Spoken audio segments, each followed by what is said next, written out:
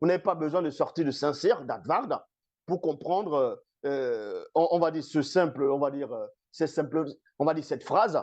Venez, ça veut dire qu'on ne s'adresse pas à une personne, mais à plusieurs personnes. Donc, venez donc, virgule, descendons de ce lieu, c'est-à-dire en ce lieu, virgule, et confondons-y tellement le langage et qui ne s'entendent plus les uns les autres. Il y a point ici. Donc, c'est pour vous montrer que Dieu n'agit pas seul.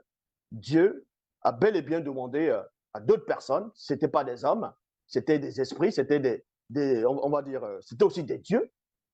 Et il demande à ces dieux, venez donc et descendons en ce lieu.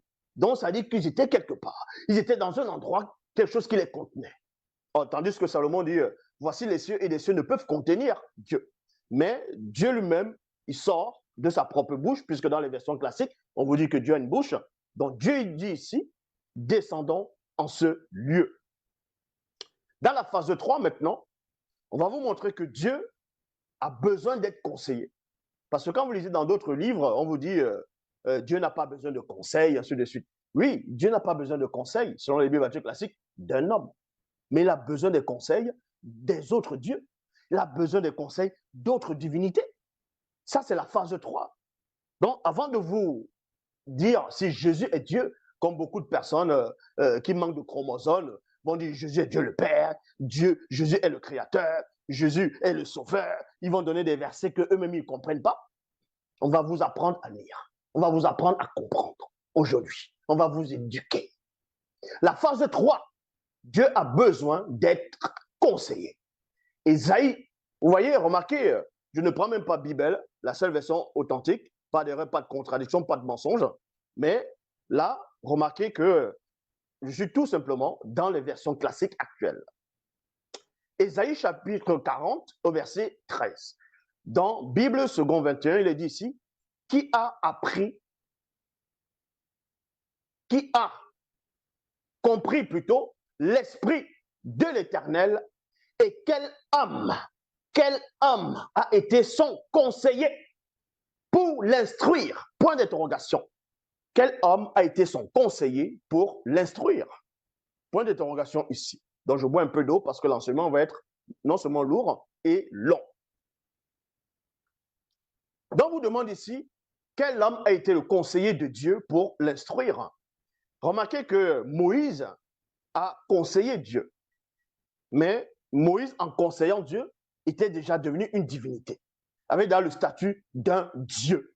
Vous voyez, Dieu là, on l'a donné le titre de Dieu, dans Exode 7, il dit, vois, je te fais Dieu. En cela, quand tu deviens un Dieu va conseiller maintenant Dieu.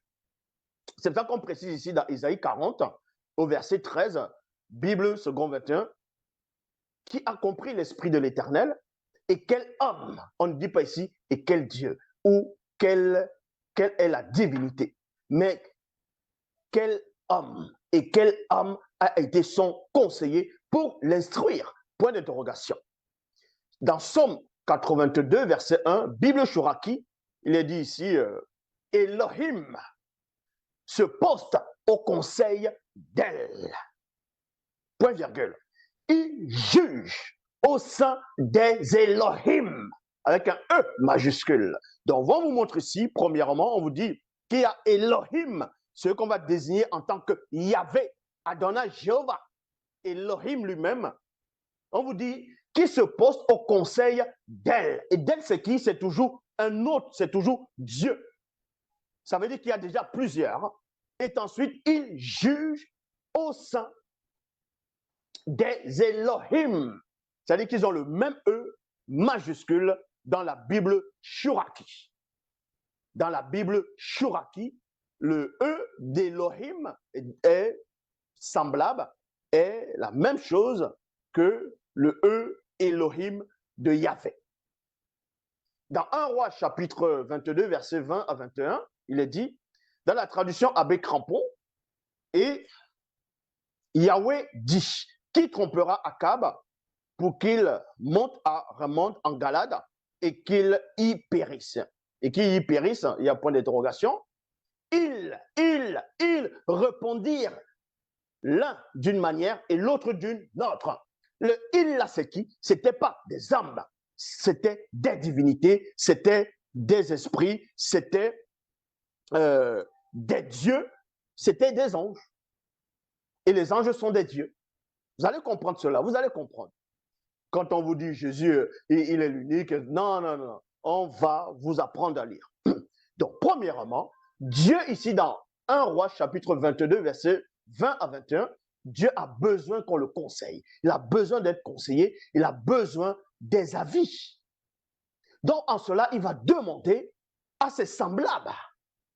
C'est pour ça qu'il dit ici, parce qu'il veut faire périr le roi Akab. Donc maintenant, il veut qu'il monte en Galade, en Ramonde et qu'il périsse. Maintenant, sauf que Dieu, dans 1 Roi chapitre 22, ne sait pas comment il va faire. Et là, le prophète Michée va pénétrer la vision. Il va voir la scène. Il va décrire. Et on vous dit ici, ils répondirent l'un d'une manière et l'autre d'une autre. Alors, l'esprit vint se tenir devant Yahweh et dit, moi, avec M majuscule, je le tromperai. Il y a point ici.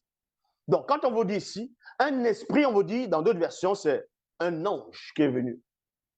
L'ange vient devant Dieu. Dans cette version, c'est l'esprit vient devant Dieu.